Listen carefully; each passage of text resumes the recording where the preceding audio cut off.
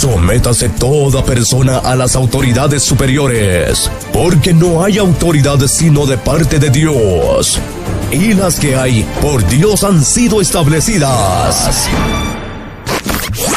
Gran inauguración de personalidad jurídica de la Iglesia Evangélica Restauración del Espíritu Santo de Aldea Segundo Centro Las Doncellas Cunén El Quillé. Te invitan en la gran celebración de Acción de Gracias a llevarse a cabo en la fecha 27 de agosto del presente año, con los siguientes horarios: de 12:30 a 4:30 de la tarde, inauguración de personalidad jurídica, y posteriormente agradecimiento a Dios por la formalización de la iglesia, y de 5:30 a 9:30 de la noche, noche de gratitud a Dios. Invitados especiales en la música, agrupación musical Revelación del Espíritu Santo.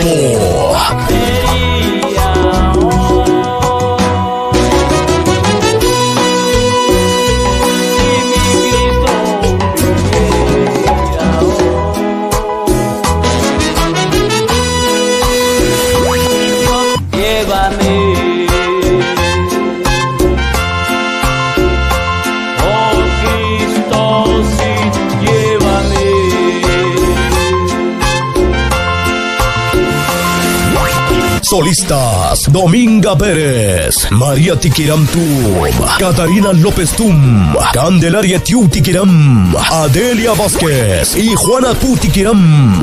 La palabra del Señor a labios del evangelista Samuel Sacvin Lush. Presentador del evento, Héctor Santiago Tum. Todo esto será transmitido por Producciones Chivarán y Producciones Javi Rodríguez. Se invita a hermanos y amigos en general. La bienvenida por el pastor Santiago Tumpú y la Junta Directiva de la Iglesia Evangélica Restauración del Espíritu Santo.